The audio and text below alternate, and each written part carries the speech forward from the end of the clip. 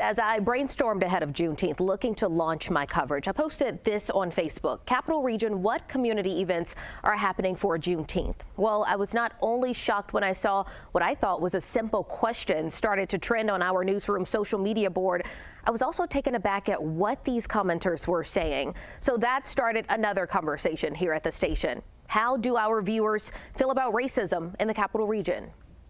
If you take a look at the various Juneteenth posts on the WNYT News Channel 13's Facebook page, you'll see the same story: division. Some people showing blatant racism. Is there going to be chicken and watermelon at the finish line? Under our story of a runner who set out to run 159 miles for the 159th Juneteenth. Others shamelessly being hateful, saying it's another fake colored holiday where they all shoot and rob each other while the whole world laughs at them. Then there are hundreds of people who seem to lack knowledge of the holiday. One person saying it's a fake holiday, another saying, well, my kids get a useless day off right before the end of the school year. Most of our Juneteenth posts collected hundreds of comments and reactions, one post even having more than 1,000 comments. News Channel 13's digital content producer, Ben Gorenstein, says a typical WNYT Facebook post averages a few dozen comments. On the other side of hate, you'll see love, disappointment, and confusion. The ignorance on this post is outrageous. Happy Juneteenth. Spread love, not hate. Another commenter posting, I am pretty disappointed to see these comments. Is there this much ignorance in Albany? And this person asking, how is commemorating and celebrating the emancipation of slaves controversial? It's a question I also had. So my photographer and I hit the streets of Troy and Albany looking for answers. Do you think there's a racism issue in the Capital Region? I think there is a racial issue nationwide. Asking a handful of people of different races, genders, and ethnicities the same questions. Do you think the Capital Region has a racism problem? Yeah, I do. I mean, I've been through some things. Have you ever been discriminated against? Never. Have you ever experienced racism in the Capital Region?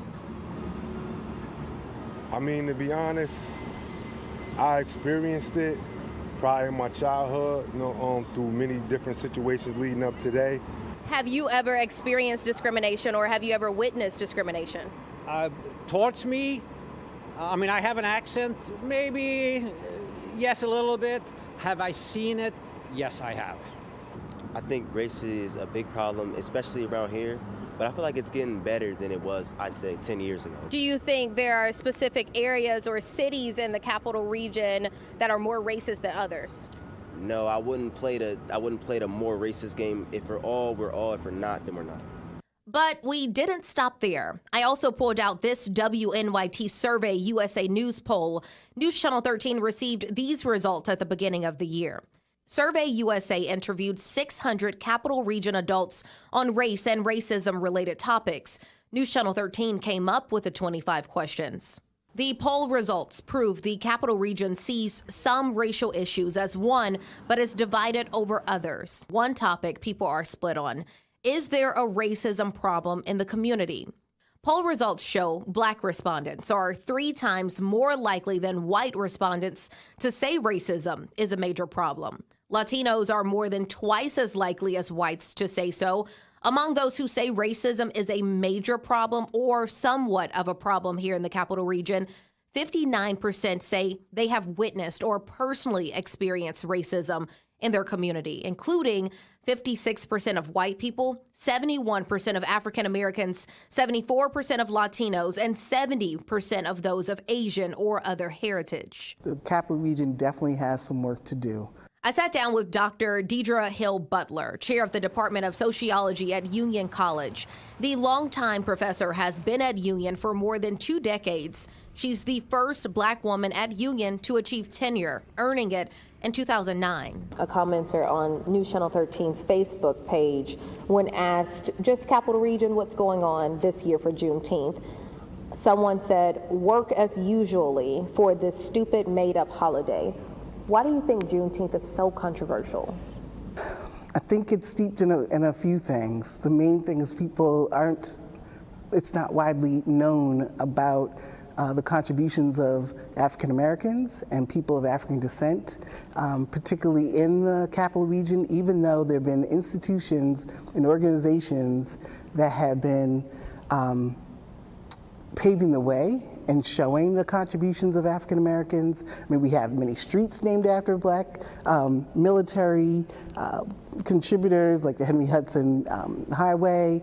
We have historic churches. The church I belong to, Dury Amy Zion Church, is the oldest church here in Schenectady. It's 187 years old. So Black people have been here and contributing and part of the community, but it's just not seen as important. There seems to be some divide constantly about recognizing the contributions of the past and the present.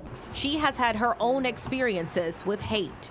And personally, yes, I've experienced racism in the Capital District on many fronts. Owning a home here in Schenectady with neighbors not understanding that my family is all African American, that we own the home, that we're not just here in a temporary status. I think those incidences will keep on happening when we have connections that are confusing. But says over the past 20 plus years, she has seen progress. I think it's slow and steady, right? I think people are accepted as newcomers. I think we have a growing mix of people that are working together in major institutions, and at points we don't get along, and then at other points we do. I've seen a change for the positive. Where do you think we struggle? I think we struggle mostly with economic transitions for those who feel left out and marginalized. Dr. Hill Butler says change starts with having those uncomfortable conversations in public spaces with people who may look and think differently than you. And Survey USA interviewed people from January 10th through January 15th. We'll have the entire poll posted on our website, WNYT.com.